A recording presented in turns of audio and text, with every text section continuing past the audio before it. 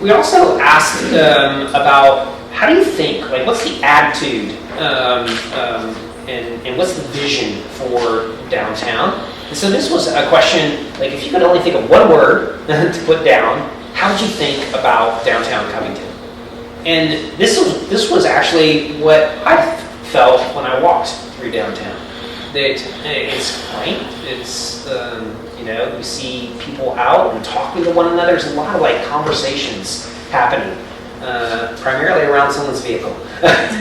All in a good way. People are like having an egg, coming out of the coffee shop or the bakery and having a conversation. That's community, all right? You don't see that outside of Walmart, all right? No offense to Walmart. Are you going to print that? Anyway, it's pretty.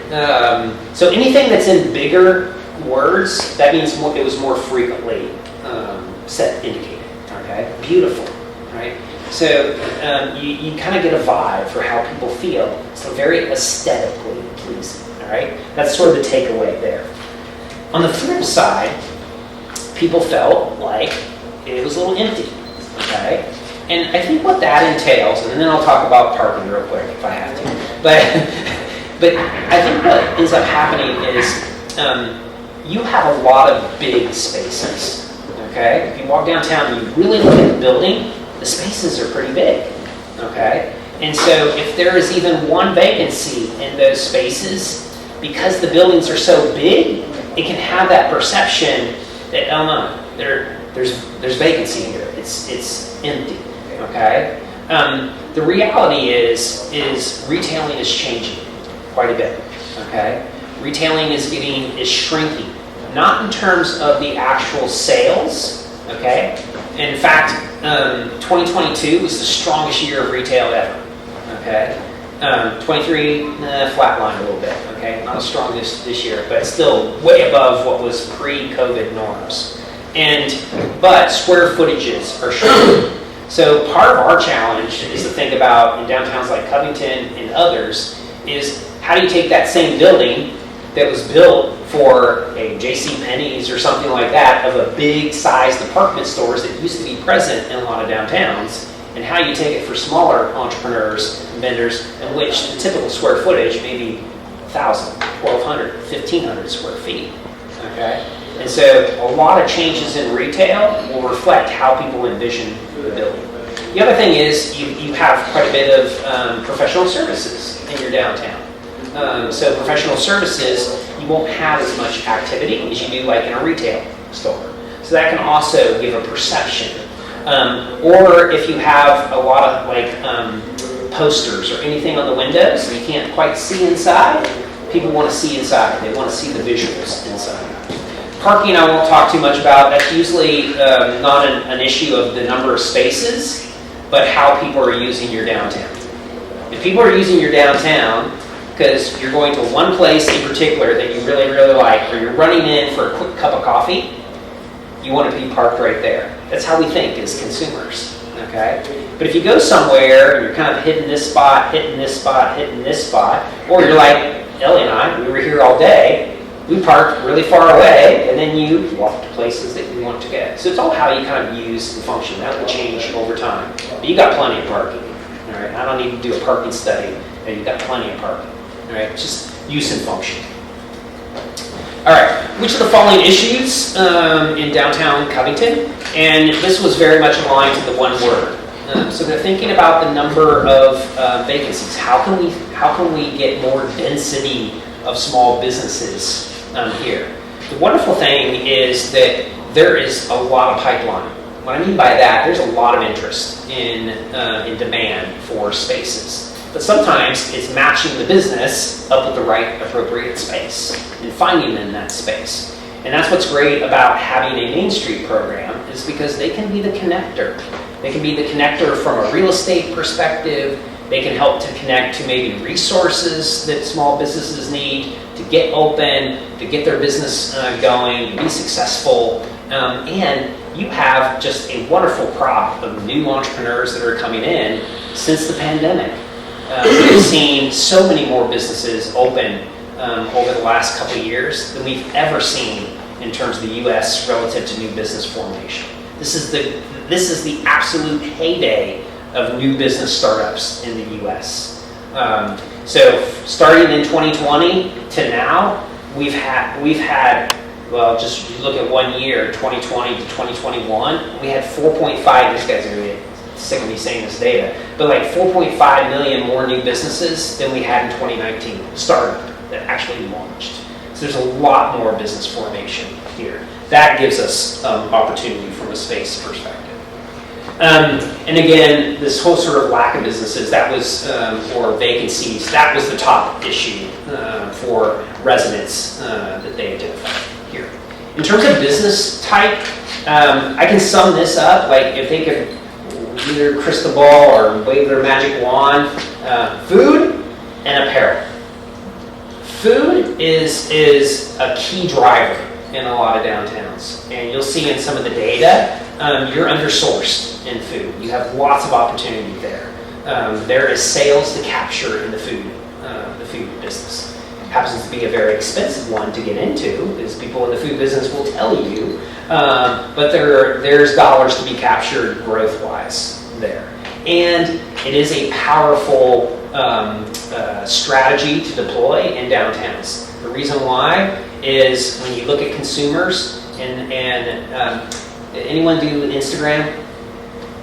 How many times have you gone on Instagram and see someone's plate of food? Did you ever think in your life that we would be scrolling through a device and looking at people's plate of food? Did you ever think we would do that? And we do, okay? So people are looking for unique food and drink experiences, and that's not going to happen at the Applebee's, all right? Right? Am I right? Okay. And so it happens in downtowns. And so that's where we can see and we can leverage our uniqueness in our buildings, in our walkability, and all the things that you find present in our character of our buildings that you can find in downtown Covington, all right? So food's a big. Apparel's a little bit tougher. Apparel is a tough business in terms of how consumers shop now. Buy a lot of apparel online. They buy apparel in Target, in Kohl's, in Walmart, et cetera, et cetera. So you kind of have to go up in price point and be a little bit more boutique-y in order to make it in apparel. It's still doable, and you see that in lots of downtowns, but it's a little bit tougher than food-based businesses in that regard. All right, and then just to sort of conclude on the survey stuff, we also asked about like when do you shop, and a lot of this is for small businesses to have access to more consumer data about when people are shopping, what days of the week. This is pretty standard. Most people shop on Saturdays. Friday gets bigger and Sunday is growing. That's the takeaway, okay? And then time of day, most time it's after 5. So trying to link up with small businesses can be difficult because the reality is small businesses are people. They're not corporations, okay? They're people. They're people that live in our community that have families that play soccer or football or what have you. They need to pick up their kids from school. They may have health appointments, and they're real people. And so they may not follow the same trajectory that the national, big chain stores do.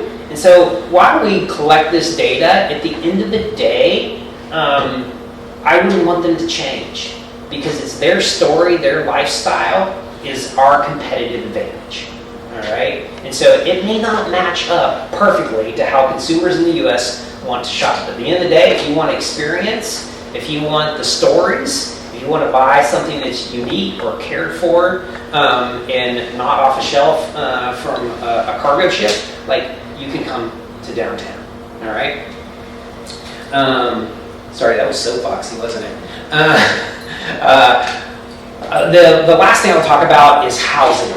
And I know, you might be thinking, I thought this was about like retail and stuff like that. But heads in beds, they spend money.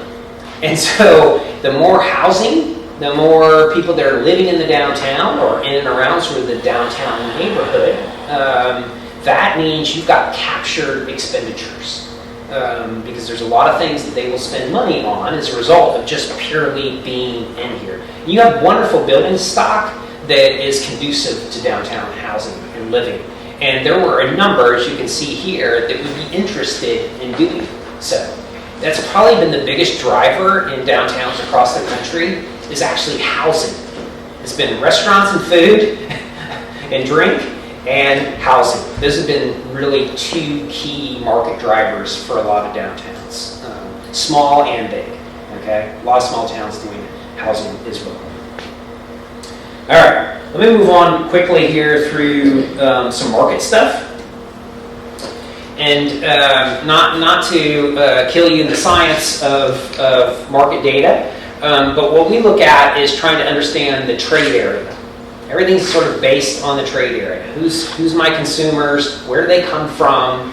And it's getting more sophisticated out there. We use what's called Esri data. Not that that's going to ring a bell, but it's the same data for downtown that someone like McDonald's, US government agencies use this data. It's used in a lot of different ways, but we can use it for downtown to kind of understand the consumers, what are their demographic profiles, what are the trend lines that are happening out there. And what's interesting that you can pick up, this looks like a sort of a science project, like an amoeba or something. This is actually a 5-minute drive time, a 15-minute drive time, and a 30-minute drive time from downtown Covington. Okay, so in the blue, if you were driving for 30 minutes, those boundaries are where you can make it to in 30 minutes from downtown. Okay, and so you can make it, into West Virginia, obviously. Not quite to Lexington, right? If memory serves in my geography and my map. And then the green is about 15 minutes, and then that sort of red-brown is 5 minutes. It's not real far. And so what's always interesting for small communities, rural communities, especially in mountain communities, is you get this sort of linear approach, because once you get off the main roads, it really takes a long time to get somewhere. And so you don't get those big lines as if there was an interstate right there where you can go further distances. Now, obviously with 64, you can go this way, but once you start going this way, does that make sense? Her poor kids don't learn from me, okay? Especially geography. You can't go as further distances. So that's what we look at. We don't look at what's the city of Covington or Allegheny County, whatever. We look at drive times, because that's all that matters to consumers for the most part. Unless you're going to a specific destination where you're going to spend a day or whatever, most of the time you're thinking about, how long is it actually going to take me to get there? Do I really want to make that drive? Or is there somewhere closer? Drive times have become really important in terms of most consumers that you'll find in the downtown. So if you're interested and you want to see the full data packet, we'll be shipping that over. You can look at all the data if you want to geek out on it. It's cool. You can do that.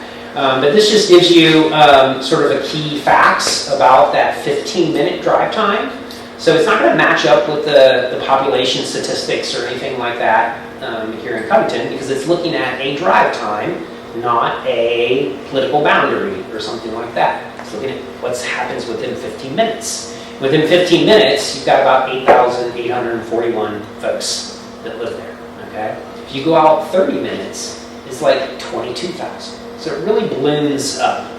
Now, the reason why we were focusing on 15, because if you go to 30, you're almost into other communities that also have shopping districts that might even be bigger, or other shopping opportunities. And so as you move outside of Covington, the further you get away, people have then sort of equal decisions about, well, I can tip this way or I can tip this way.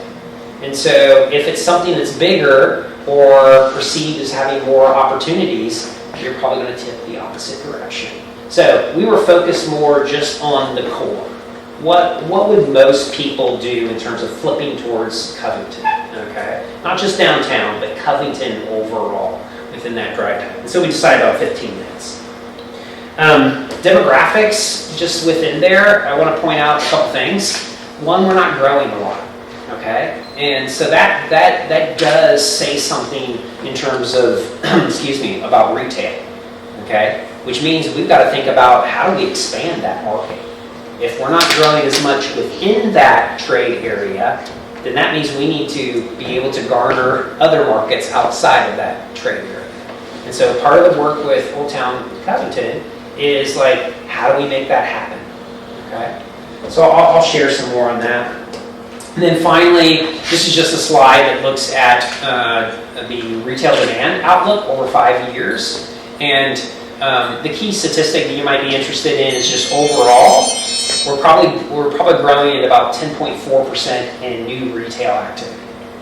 All right, and we can break that down into different sales. What I want to point out to you, and what I found most interesting, is the amount of potential in restaurant sales, in particular food. Okay, so in food, just within 15 minutes, it's expected to grow. What was that? 2.92? Can people see? Yeah. 2.92. Yeah, memory serves. 2.2 million. Okay, that's a new growth. That's on top of the existing sales. Okay, so this is new growth. And so you can actually, by doing some relatively simple math, it's not complex, you can figure out how much then square footage could we support. Like how many more businesses or actual building footprint could we support here in the downtown. And so we've looked at a capture rate of about 25% of that, doing some math and sales per square foot, came up with about close to 5,000 square feet. All right. Now, that probably doesn't mean a lot to any of you, but from our standpoint, and talking with Old Town Covington, that is a lot of opportunity for food. And you are undersourced in downtown when it comes to food. You've got some great food businesses, but food is one of those things that actually the more you have, the more you attract in terms of consumers. And I use this example today because most people can relate to it. If you're on a trip and you're driving down the highway and you see those blue signs, psychologically most people will pull off at the one that has more of the blue signs. That's what we tend to do. That's what most consumers do. And if you've been to like a foodie district in a downtown, to another community or whatever, if you have more choices of food, you will tend to go there. Okay, and so there's great opportunity here in Covington. That was one of the big takeaways, is that food opportunity is very strong here in downtown. Okay. All right, so I just want to talk briefly then about some of the recommendations that we're making. Now, again, Ellie and her team will be working with the local group on how to actually execute on this, like how do you put this into activities that the organization will be working on. But I want to talk just briefly, and then I'll stop, and if you all have some questions, you could ask those.